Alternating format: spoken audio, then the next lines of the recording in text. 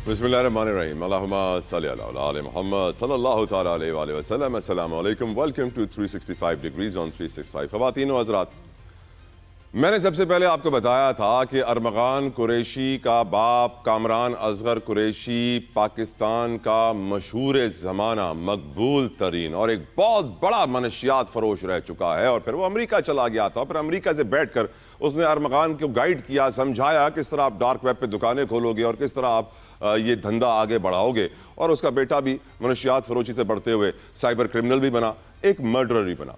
आज मुस्तफ़ा आमिर के वालिदैन इस बात का शिकवा कर रहे हैं कि तहकीकात बड़ी स्लो हो गई हैं, बड़ी रफ्तार ख़त्म हो गई है इन्वेस्टिगेशन की। उसकी वजह क्या है, ये मैं आज आपको बताना चाहता हूँ। उसकी वजह है सहूलतकारी। इन मनशियात फरोशों का नेटवर्क में यकीनन कोई ना कोई होता है जो इनको सपोर्ट करता है, जो इनको पुलिस से बचाता है, ANF से बचाता है, एक्साइज से बचाता है। कामरान असगर कुरैशी जो मेरे आंखों के सामने ANF से गिरफ्तार हो चुका, पुलिस से गिरफ्तार हो चुका, एक्साइज से गिरफ्तार हो चुका, और आज तक उसका कोई क्रिमिनल रिकॉर्ड ही सामने नहीं आ रहा है। यकीन ही नहीं आया मुझे इस बात सुन के कि जो शख्स पाकिस्तान तो पाकिस्तान, श्रीलंका के अंदर भी जेल काट के आया हो, पाकिस्तान में उसका क्रिमिनल रिकॉर्ड नहीं निकल रहा। क्या वजह है? सहूलतकारी। ये शख्स जब अमेरिका जा रहा था, क्योंकि ये तकरीबन 2012-13 के करीब अमेरिका शिफ्ट हो गया, 10 सालों के करीब का वक्त उसने वहां गुजारा है, तो अमेरिका जाने से पहले करेक्टर सर्टिफिकेट जमा करवाना होता है, क्योंकि आज USA ने उसको पासपोर्ट भी दे दिया है, अपने आप को ये अमेरिकी समझता है। और ये जब अमेरिका जा रहा था तो इसको एम्बेसी में जमा कराने के लिए करेक्टर सर्टिफिकेट चाहिए था। और करेक्टर सर्टिफिकेट तब निकलता है कि जब क्रिमिनल रिकॉर्ड गायब होता। क्रिमिनल रिकॉर्ड किसने गायब किया? कौन है वो सहूलतकार जो कामरान असगर कुरैशी और अरमगान कुरैशी को बैक्स प्रोवाइड कर रहा है, सपोर्ट प्रोवाइड कर रहा है, बता रहा है कि आपको परेशान होने की जरूरत नहीं है, मैं आपके पीछे खड़ा हूं।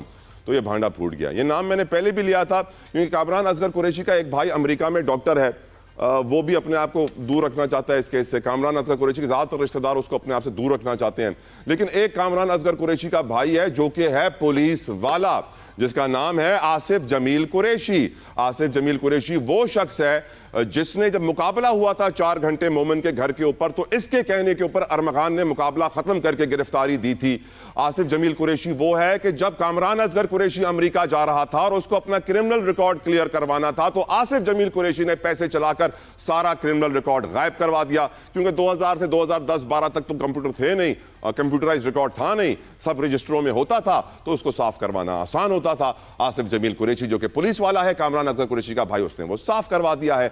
अब आसिफ जमील कुरैशी की एक ऑडियो लीक भी सामने आ गई है और इस ऑडियो लीक ने सारा भांडा फोड़ दिया है। यहां तक मैं आपको बताना चाहूंगा कि अंदर की खबर यह है कि कामरान असगर कुरैशी के अपने घर वाले कामरान असगर कामी बोनर को यह कह रहे हैं कि कामी बोन्स, प्लीज आप मीडिया पे आना छोड़ दो। आप जितना आगे मीडिया पे बातें कर रहे हो उसकी वजह से ही आपके बेटे का केस खराब हो रहा है। उसके घर वाले तो चाह रहे हैं कि उसको इंजेक्शन लगा के किडनैप करके किसी कमरे में बंद कर दे ताकि वो कहीं नजर ना आए। इस वक्त आतरीन इतलात ये भी हैं कि पुलिस वालों ने दरखास्त लिख दी है DIG को कि कामरान असगर कुरैशी को भी शामिल तफ्तीश किया जाए। बहुत सारे जराए कह रहे हैं कि वो इस वक्त भी मफरूर है, कहीं यहाँ छुप रहा है, कभी वहाँ छुप रहा है, सामने नहीं आ रहा है, और इसकी गिरफ्तारी अब होके ही रहेगी। वजह यह है कि जो मनशियात के डब्बे अमेरिका से आते थे वो कामरान असगर कुरैशी के नाम से आते थे। वजह यह है कि जो 4 कंपनियां बनी है, अरमगान ने बनाई है मनशियात और ये सारा धंधा करने के लिए, ये जो स्कैम्स करने के लिए, इसके लिए जो नेशनल सिक्योरिटी, जो सिक्योरिटी का नंबर चाहिए होता है, जो अमेरिकन सिटीजन्स के पास होता है, जो वहां पर अकाउंट खोलते हैं,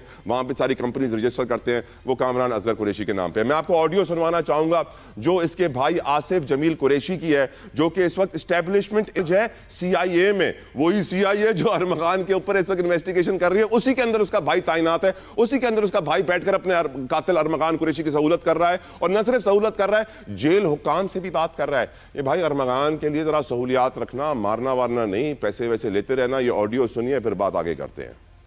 अभी क्या पोजीशन है भाई इसकी? ये बैठा हुआ कल मेरे पास ये बैठा रहा, मैंने इसको हर चीज बता दी कि भाई ये 5 स्टार कैटेगरी है, ये 2 स्टार है, ये 1 स्टार है। ठीक है। तो मैंने भाई आपके चाचू ने मुझे फोन करवाया था, ठीक है, एक दोस्त है हमारा बाबर भाई, मैंने बोला, उन्होंने मुझे बोला, ठीक है ना, और मैंने ऐसे हाथ भी फेर दिया।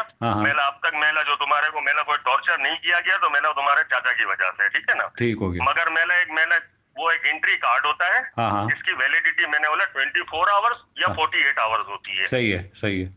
मतलब ये सांड डाला है इसके कि मेरी वजह से हुआ, जो भी हुआ, जो उसको अच्छी जगह रखा भी वही सुभान अल्लाह वार्ड में। मैंने बोला जिधर, हाँ मैंने बोला मैंने तेरे को अभी रखा हुआ है चक्कर में, अब मैंने बोला जाएगा सुभान अल्लाह में, ठीक है ना, सही है। मगर मेला जब तक तू इधर मेंबरशिप का कार्ड नहीं लेगा तब तक मेला तू ये सोचेगा कि मैं 50,000 रुपए में रह जाऊं, तो मेला तो 50,000 वाला आदमी नहीं है, ठीक है।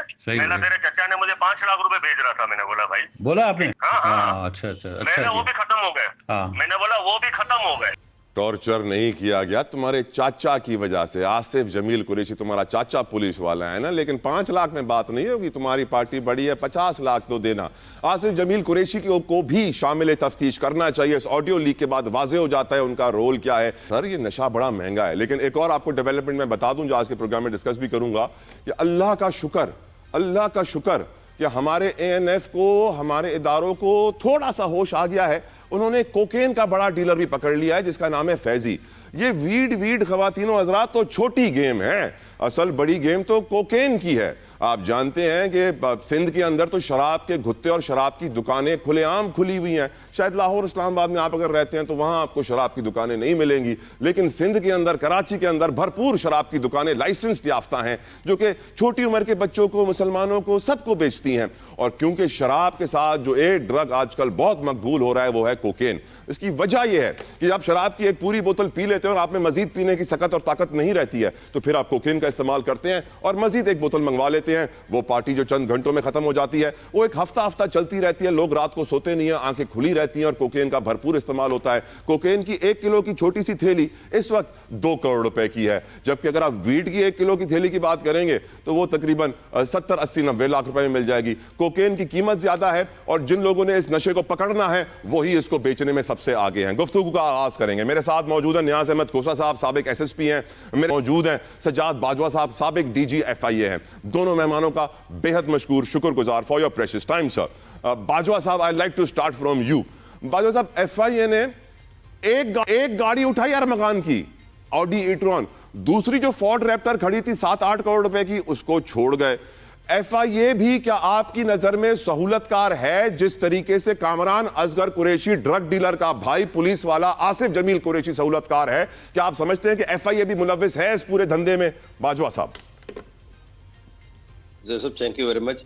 देखें, इस केस ने एक जो हमारा चेहरा है ना, FIA हो, पुलिस हो, जो हमारे इदारों का, वो नंगा कर दिया है। एक्चुअली आप देखें तो जो भी महकमा बनाया जाता है वो इसलिए बनाया जाता है कि वो लोगों की प्रोटेक्शन करे, लोगों के राइट्स का दफा करे। वो मुल्जमान के राइट्स का दफा करने के लिए या मुल्जमान की सरपरस्ती के लिए नहीं बनाया जाता। आप देखें कि ये पकड़ा गया, FIA ने पकड़ा, साइबर क्राइम ने पकड़ा, इसको पुलिस ने पकड़ा, इसके बाप का, इनकी जो हिस्ट्री है वो आपके सामने आप ला रहे हैं।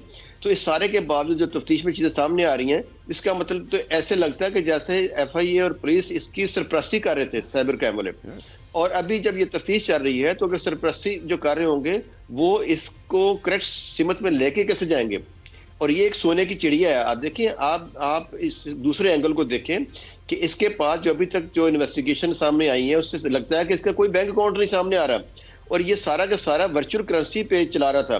तो वर्चुअल करेंसी जो है वो आपकी सिर्फ लाखों करोड़ों में नहीं है, अरबों में जाती है।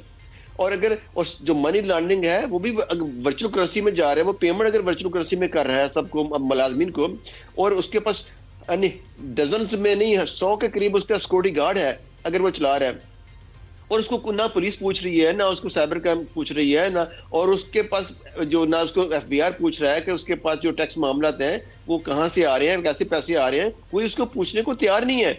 और अगर आप देखें, अगर आप ये दोबारा आ गया है, इस मर्डर केस की वजह से सामने आ गया है, तो इसकी वजह से इसकी चीजें सामने आ रही हैं, पब्लिक हो रही हैं, या जो ऐसा तो नहीं बाजवा साहब के FIA वालों ने बोला होगा कि बस एक गाड़ी हम रख लेते हैं, एक गाड़ी तुम लोग रखो, हिसाब बराबर हो जाएगा? दूसरी गाड़ी क्यों छोड़ दी उन्होंने? वो भी तो 8-10 करोड़ की है सर।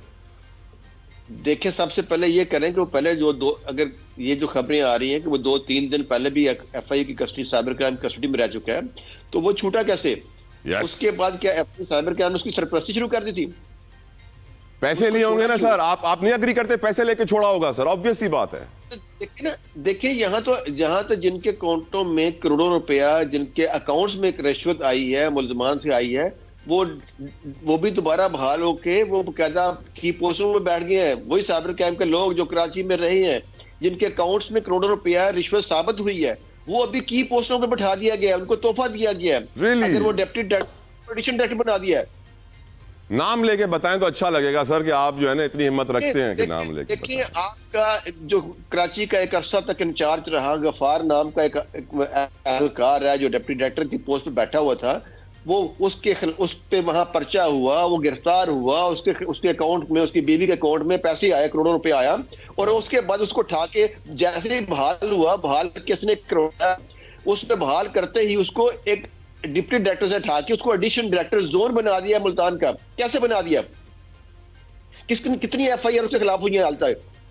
ठीक है, और जब एक करोड़ों रुपए आपके रिश्वत में पैसे आ रहे हैं, तो उसको आप करते हैं आप उसको छोड़ सकते हैं? आप उसको की पोस्टर देंगे? ये तो बिल्कुल फ्रॉड हो रहा है, पूरी एक कौम के साथ हो रहा है, महकमे के साथ हो रहा है। और ये चेहरे, ऐसे चेहरे जो है, भयानक चेहरा जो है, जिसको साबितशुदा चेहरे हैं, अगर वो कल को मदई को बैठा लेगा तो वो सेटल हो जाएगा। आप किस तरह की बातें कर रहे हैं? आप समझ रहे हैं कि यहां से ये सारी चीजें सीधी आ जाएंगी? अल्लाह रहम करे। लेकिन एफआईए को अब सोचना होगा कि सर या तो ये फेडरल इन्वेस्टिगेशन एजेंसी बंद कर दें, या तो फिर इसका नाम कुछ और रख लें, फेडरल क्राइम प्रोमोटिंग एजेंसी कर दीजिए, ताकि पैसा दो और ये क्राइम बढ़ाते रहेंगे, चाहे बस पैसा इनके पास आता रहे। और गफ्फार साहब, जिस तरह आपने बताया किस तरह वो एडिशनल बन गए और करप्शन पकड़ी गई, करप्शन से निकाल भी दिया गया और प्रमोशन भी दे दी गई। एफआईए उठ जा, अगर एफआईए अब भी नहीं उठी तो फिर ये पूरी कौम एफआईए को जिन अल्फाज में दुआएं देगी ना रमजान के रोजों में, वो याद रखा जाएगा। खोसा साहब, आपने माशाल्लाह बड़ा मिशन उठाया हुआ है, आप इन्वेस्टिगेट भी कर रहे हैं और लिख भी रहे हैं इस केस के ऊपर, और मैं आपको फॉलो भी कर रहा हूं और मैं आपको दाद देता हूं कि आप जिस तरह की इन्वेस्टिगेशन करके हकायक सामने लाते हैं। Great job sir. आपने लिखा कि बलूचिस्तान के आईजी वैसे तो हर गाड़ी के ऊपर एफआईआर काट देते हैं, लेकिन इसकी गाड़ी के ऊपर एफआईआर नहीं काटी ताकि अरमगान को बलूचिस्तान के चक्कर ना लगाने पड़े। वाज़ेह हो जाता है कि बलूचिस्तान के अंदर भी सेटिंग कोई हुई है। अब ये जो आसिफ जमील कुरैशी है, जो पुलिस वाला है, जो कि सीआईए में एस्टेब्लिशमेंट इंचार्ज है, कोई बड़ी पोस्ट पे नहीं है, ऑडियो लीक हो गई, मालूम पड़ रहा है कि वो रिश्वत दे रहा है, मालूम पड़ रहा है कि कामरान कुरैशी, असगर कुरैशी को जिस तरीके से अमेरिका भेजा, पुलिस रिकॉर्ड गायब किया, वो शख्स जो पाकिस्तान में 10 बार गिरफ्तार हुआ, पाकिस्तान के बाहर 10 बार गिरफ्तार हुआ, पाकिस्तान में कोई पुलिस रिकॉर्ड उसका नहीं है। क्या इस आसिफ जमील कुरैशी को कोई पकड़ने वाला है? कोई ऐसे पूछने वाला है कि तुम क्यों सहूलतकारी कब से कर रहे हो, कितने पैसे दे रहे हो, ये तुम्हें कितने पैसे देता है? सैडली आपको लगता है कि सर पुलिस मुलव्विस है, मुकद्दस हैदर कुछ नहीं कर पा रहे, ओडो आलम साहब कुछ नहीं कर पा रहे, गुलाम नबी मेमन साहब कुछ नहीं कर पा रहे हैं, और जो कमेटी को ब्रीफिंग भी दे रहे हैं उनको कह रहे हैं बाहर जाके किसी को बताइएगा मत कि अंदर क्या बात हुई है। आपको क्या लगता है पुलिस किस हद तक मिली हुई है? क्या जेल हुकाम के खिलाफ भी कार्रवाई होगी जो ऑडियो लीक्स में आए हैं? खोसा साहब। जनाब, इसमें जो मेरा जाती ख्याल है, अगर इनकी जगह पे मैं होता ना, ये तफ्तीश अगर मेरे पास होती उस वक्त, तो मैं इन्हें अपना पुलिस काम को जो इंस्पेक्टर साहब हैं, अपना आसिफ जमील है, जरा इसको ये सहूलतकारी कर रहा है, इस एक जो है मर्डर केस है, मर्डर केस में उसको बचा रहा है, उसको सेव कर रहा है। वो डे वन से वो बदकिस्मती ये है कि वो वहीं उसी उसमें सीआईए में बैठा है जहां उसका केस इन्वेस्टिगेट हो रहा है। तो इस पे पहला काम तो डीआईजी सीआईए के था। डे वन पे जब केस ये आया तो उनको ये पता चला कि ये इनका चाचा है, तो उसी दिन उनको जो है यहाँ से सरेंडर कर देते, भाई आप जाके पुलिस लाइन गार्डन में रिपोर्ट करो, आपकी यहाँ जगह नहीं है, आप यहाँ से चले जाओ। वो खुद ही सरेंडर जो है, वो एक एसएसपी भी है, वो खुद सरेंडर कर सकता है किसी भी अपने, इवन डीएसपी को भी। इंस्पेक्टर तो जो बात है, तो एक बहुत बड़ी बात है। वो इंस्पेक्टर को उसी वक्त खत लिख के सरेंडर कर देता कि भाई हमें ये बंदा नहीं चाहिए, हम इसको रवाना कर रहे हैं पुलिस लाइन में। उन्होंने आज तक इसको रवाना नहीं किया, उसको कुछ भी नहीं किया, वहीं बैठे रहने दिया कि वो अपना असर उसको इस्तेमाल कर सके एवीसीसी पे भी, और प्लस जो है अपना दूसरे हुकाम पे भी। अब एवीसीसी के लिए ये सुनने में आ रहा है कि वो जो तफ्तीशी अफसर है उसने खुद अपने फोन सेव कराई है उसके आसिफ जमील की और मुलजिम की अपने फोन से।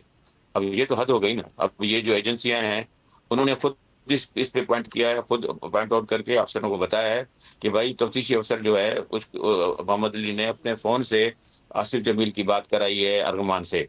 नंबर 1 ये है। दूसरा जो बलूचिस्तान में आप बात कर रहे हैं ना, बलूचिस्तान में पर्चा कटा है।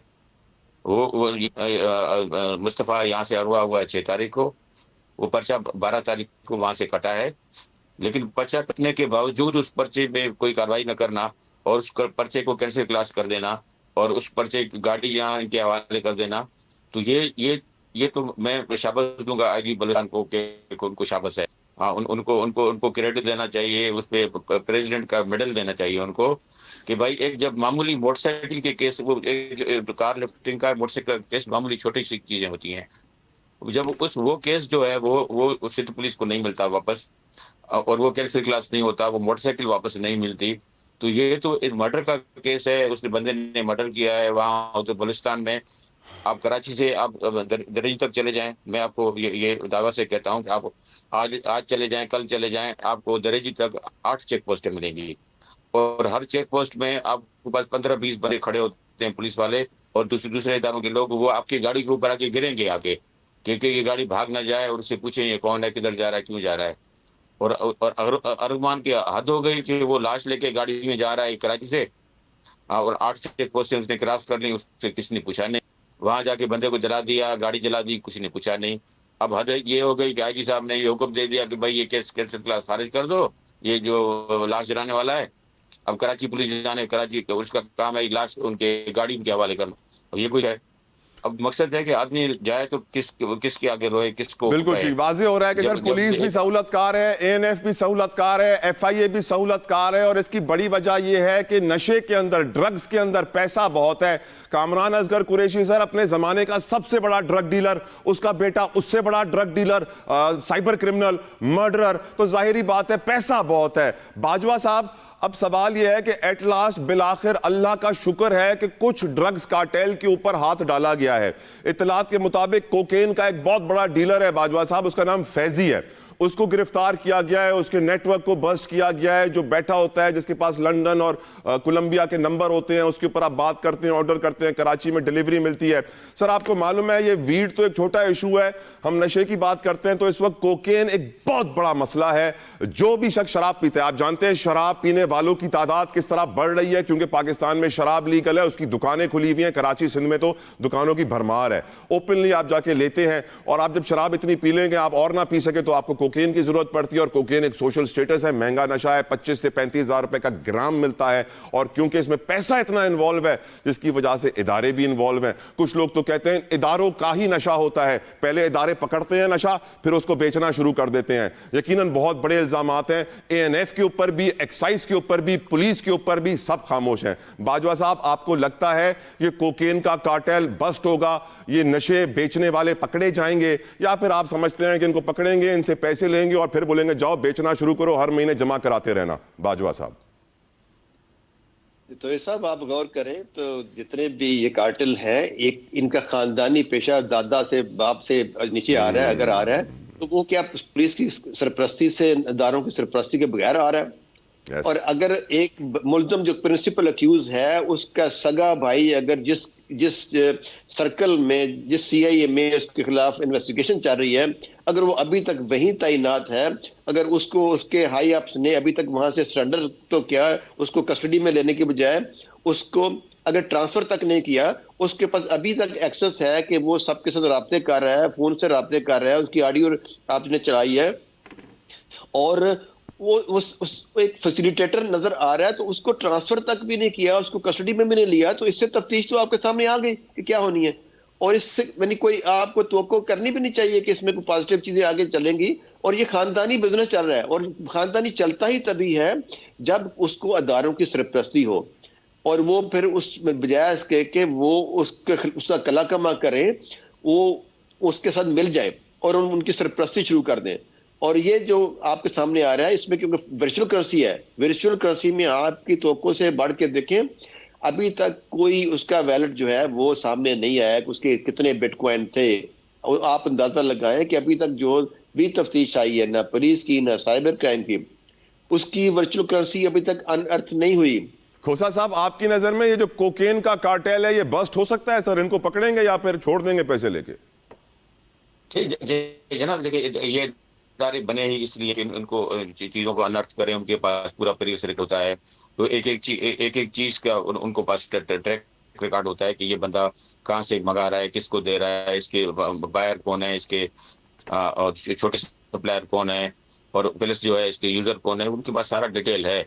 अगर वो करना चाहें, अगर एक जैसे बलूचिस्तान का, मैं तो पुलिस की बात करूंगा, जैसे बलूचिस्तान पुलिस ने कह दिया भाई हम नहीं करेंगे, भाई क्यों नहीं करोगे, तुमसे पूछने वाला कोई नहीं है, हाँ, तो अब इस तरह के ANF नहीं कर रही, इस तरह FIA नहीं कर रही, FIA ना दूसरे इदारे नहीं कर रहे, तो उसको आदमी को कुछ कर तो नहीं सकता ना।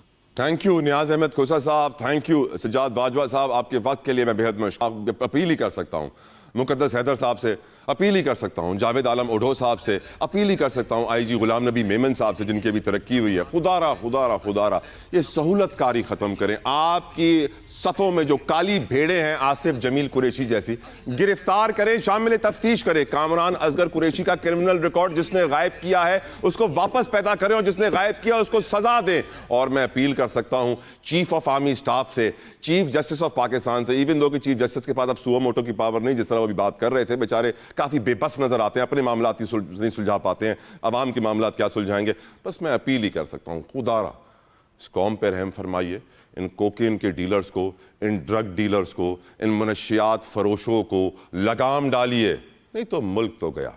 Take a break. Welcome back. Pakistan Peoples Party की लीडरशिप इस बात का एतराफ कर चुकी है, सिंध जो पाकिस्तान के लिए बड़े पैमाने पे गैस पैदा करता है वही गैस से महरूम है। सिंध जो पाकिस्तान की सबसे सस्ती बिजली पैदा करता है वही बिजली से महरूम है, सस्ती बिजली से। सिंध जो पाकिस्तान की शहरक है, माशी शहरक कराची, सिंध जिसका हक है पानी, उस पानी से उसको महरूम किया जा रहा है। इंतहा तो ये है कि काफी वक्त से इस बात के ऊपर एहतजाज होता रहा है। कालाबाग डैम की बात होती थी, बड़ा भरपूर एहतजाज हुआ कि नहीं बनेगा, और फिर रोक दिया गया उसको। फिर हमने देखा कि अब चोलिस्तान में 70 लाख एकड़ आराजी को आबाद करने के लिए, चोलिस्तान जो कि रेगिस्तान है उसके अंदर ज़राअत करने के लिए कॉर्पोरेट फार्मिंग के नाम पे कैनाल्स बनाई जा रही हैं, बड़े पैमाने पे कैनाल्स बनाई जा रही हैं। और सिंध जो कि पहले से ही पानी से महरूम है, मैं कराची में रहता हूं और मैं आपको बताऊं कि अगर मैं हर महीने 3 से 5 टैंकर बड़े पैमाने पे बड़ी रकम से ना खरीदूं तो मेरे घर पे पानी नहीं होगा इस्तेमाल करने के लिए। और पूरा कराची टैंकरों पे चल रहा है, बिलावल हाउस कराची टैंकरों पे चल रहा है, लेकिन पीपल्स पार्टी कुछ नहीं कर सकती, कमजोर नजर आती है सिचुएशन के सामने, न जाने क्यों। अब ये कैनाल्स बन रही है, 70 लाख एकड़ आबाद हो रहा है चोलिस्तान में, पानी सिंध का ही कम होगा क्योंकि सिंध तो आखिर में है ना, टेल में है। अयाज लतीफ पलीजो साहब मेरे साथ मौजूद है गुफ्तगू करने के लिए, कौमी अवामी तहरीक के प्रेसिडेंट हैं, लॉयर हैं। बहुत बहुत शुक्रिया पलीजो साहब आपकी कीमती। मेरे साथ मौजूद है सेनेटर डॉक्टर हुमायूं खान मोमन साहब फ्रॉम पाकिस्तान तहरीक इंसाफ, किसी तारुफ के मोहताज नहीं है। मोमन साहब आपके वक्त के लिए भी बेहद मशकूर हूँ, शुक्रगुजार हूँ। पलीजो साहब पहले आपकी तरफ आना चाहूंगा, क्या वजह है कि हम सिंध के बासी, सिंध के रहने वाले अपने हक को हासिल करने में इस कदर नाकाम है और ये कैनाल्स बन रही हैं, वीडियोस वायरल हो रही हैं सोशल मीडिया के ऊपर, पर हम कुछ नहीं कर सकते, ना लोग कुछ कर सकते हैं, ना पीपल्स पार्टी कुछ कर सकती है। क्यों पलीजो साहब? तलाजतोई साहब, 1947 से लेकर आज तक हम हवाले हैं बंगाली बाबा, 1000 साला सन्यासी बाबा, दीवारों पे जो लिखा होता है शर्तिया इलाज है कैंसर का, डेंगू का, कोविड का, मर्दाना कमजोरी का, वो बाबा हमारे हुक्मरान बन चुके हैं। उनके पास शर्तिया इलाज है तमाम मसाइल का, बंगाली बाबाओं के पास। वो इक़्तिदार में आके समझते हैं कि हम जो कहेंगे वो हकीकत होगा। अयूब खान आए 1960 में, उन्होंने पाकिस्तान की 3 नदियां जो ट्रिब्यूटरीज थी इंडस रिवर की, रावी, सतलज और ब्यास, वो तीनों बेच दी भारत को। सिंध से नहीं सुना सबको, ईस्टर्न रिवर्स बेच दी गई। वेस्टर्न रिवर्स का नुकसान ये हुआ कि जब आपने ईस्टर्न रिवर्स बेची तो एक तो उनका पानी जो आना था इंडस में वो चला गया, और उनकी जो कमांड एरिया थी उस पे जो फसलें होती थी उसके लिए पानी ईस्टर्न रिवर्स का चला गया। तो फिर वेस्टर्न रिवर्स यानी झेलम, चनाब और फिर इंडस रिवर से वो पानी डाइवर्ट किया गया, जैसे चश्मा को और तौसा पंजनद कैनाल को।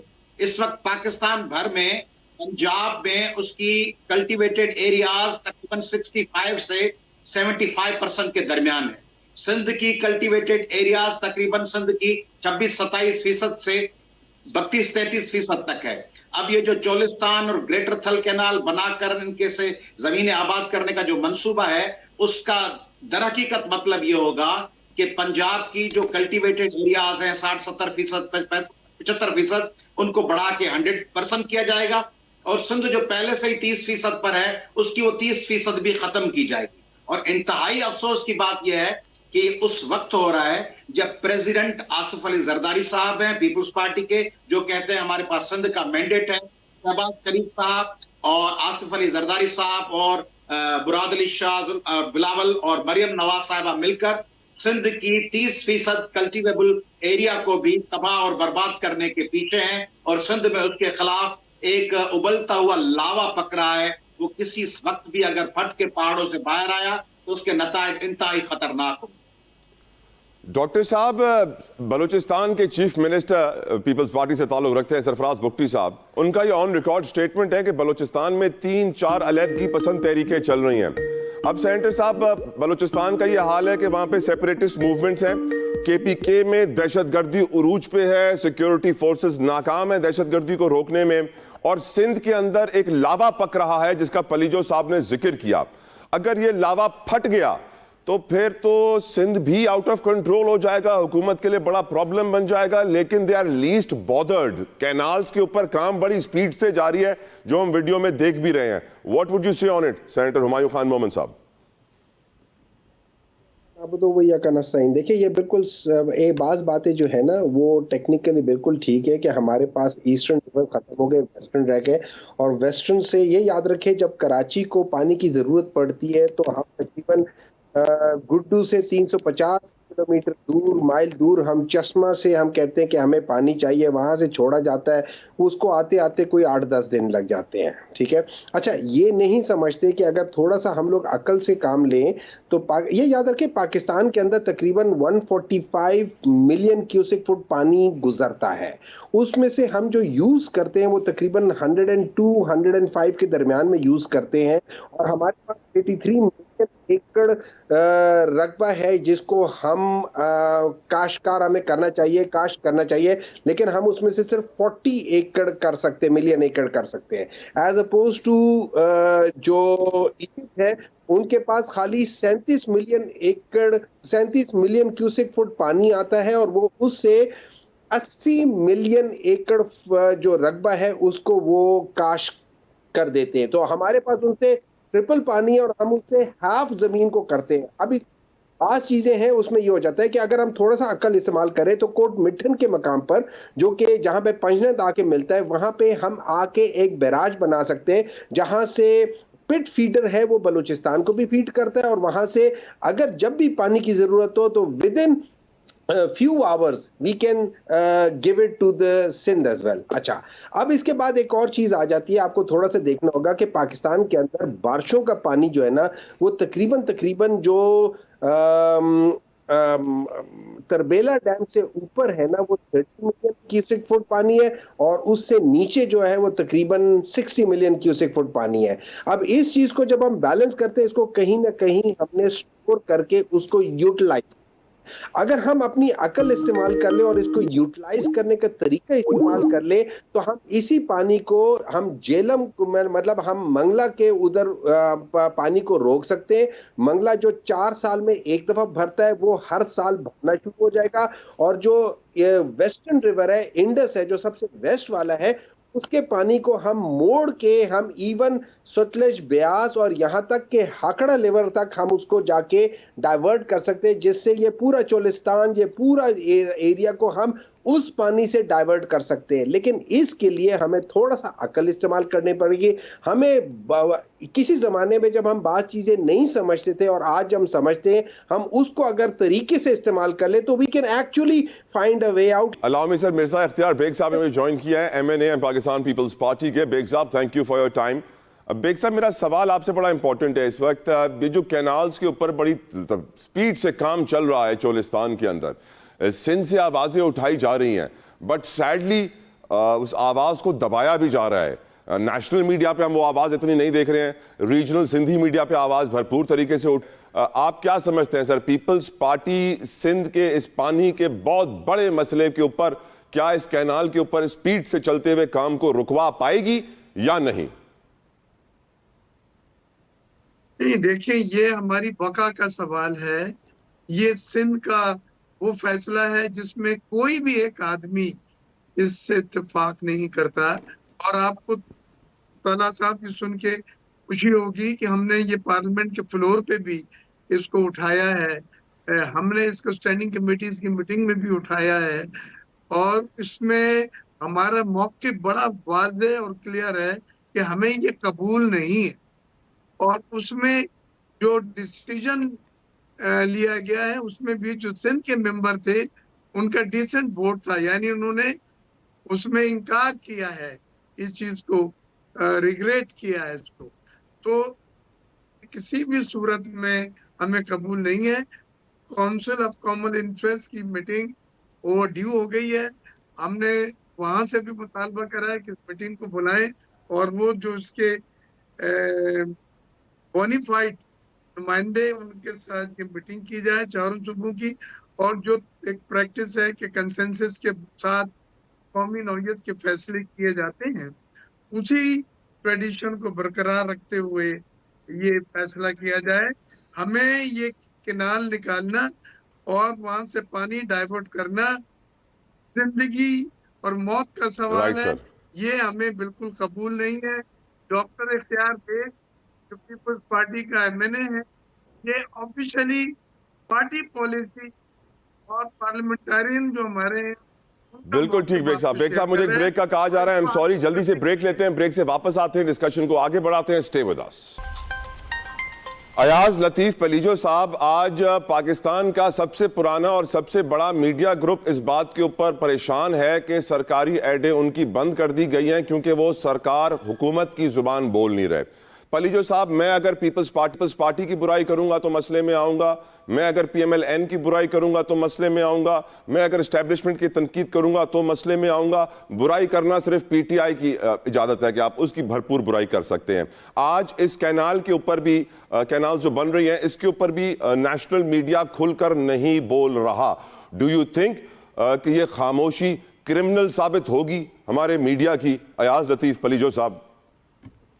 तला साहब, बिल्कुल क्रिमिनल एक्ट होगा, और ये जो बंगाली बाबा और सन्यासियों वाली बातें होती हैं, इनको अगर एक्सपोज नहीं किया गया, मसलन अभी कहा गया कि सिस्टम में 145 मिलियन एकड़ फीट पानी है, सिस्टम में पानी 117 MF भी नहीं है जो 1991 के वाटर अकॉर्ड के लिए जरूरी है, क्योंकि उसमें ईस्टर्न रिवर्स का 4 MF पानी शामिल किया गया है, उसमें सिस्टम लॉसेस शामिल नहीं किए गए, उसमें समंदर में जो आउटफ्लो जाना चाहिए 20 MF वो शामिल नहीं किया गया, पानी 117 MF से भी कम है, इसलिए सिंध इस वक्त भी 23 से 30% शॉर्टेज फेस कर रहे हैं। हमारे भाई ने कहा कि 4 सूबे हैं, 4 भाई हैं, तो भाई एक भाई जो सिंध है उस भाई के जेब से गैस निकाल ली गई, उस भाई के हाथ में जो बंधा हुआ कोयला, वो का घड़ी जो बंधी हुई है वो घड़ी उतार ली गई, उसके गर्दन में जो लॉकेट है पेट्रोल का वो उतार लिया गया, उसके नेफे में जो समंदर है वो छीन लिया गया। अब रही सही बात उसकी ज़रई जमीनों की है, उसको तबाह बर्बाद करना है और ऊपर कहना है कि हम बाकी पाकिस्तान को आबाद करेंगे।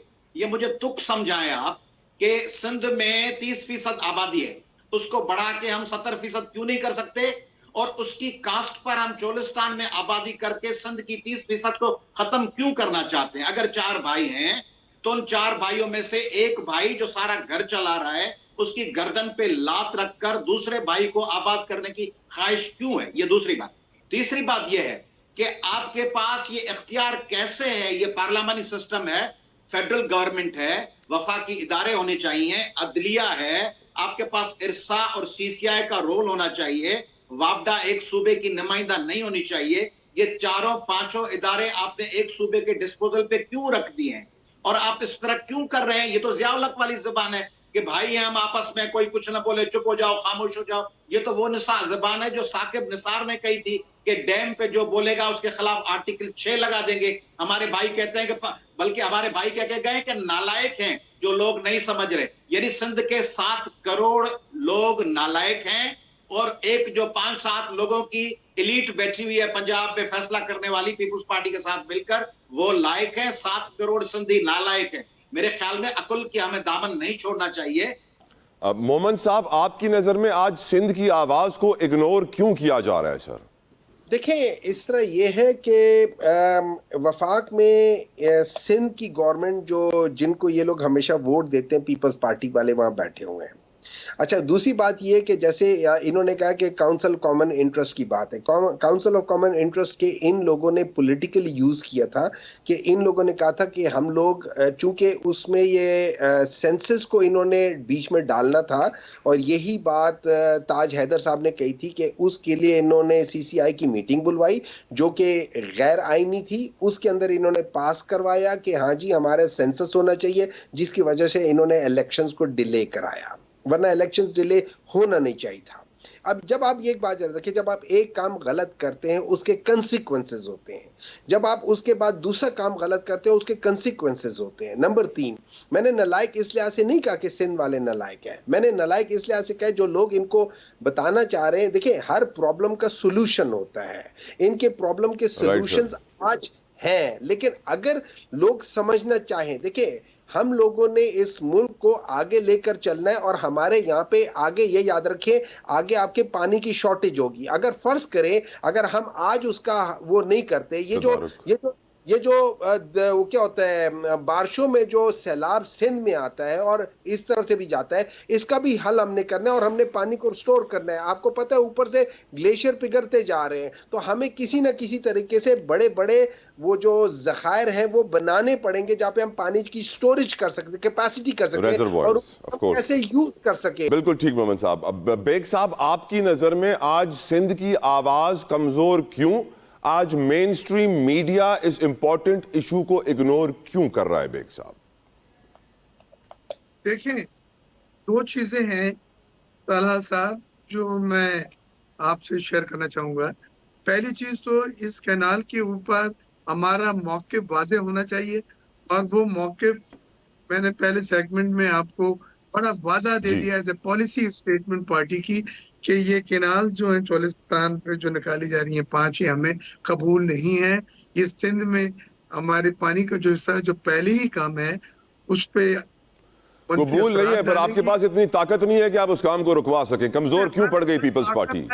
कोलिशन, सुन ले मुझे जी, हम कोलिशन पार्टनर्स हैं, हमारे पास ताकत है, और अभी हमारे पास बहुत बड़ा पत्ता है और बहुत बड़ा हमारे पास अपॉर्चुनिटी है बजट की।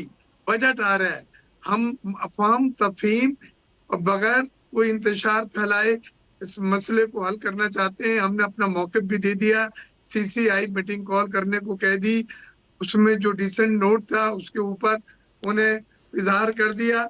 और अगर ये नहीं मानेंगे तो क्या आप समझते हैं कि हम ये एक्सेप्ट कर लेंगे? नहीं, हम फिर कोलिशन पार्टनर हमारा होना जो है वो सवालिया निशान बन जाता है। प्रोग्राम का वक्त तमाम हो गया है sir, I have to close the show now. Thank you Mirza Ikhtiyar Beg साहब, थैंक यू याज लतीफ पलीजो साहब, thank you doctor Safan Mohammad साहब। व्यूअर्स, अपना फीडबैक सोशल मीडिया पर जरूर दीजिएगा, अपना ख्याल भी रखिएगा। I will see you tomorrow, until then अल्लाह हाफिज।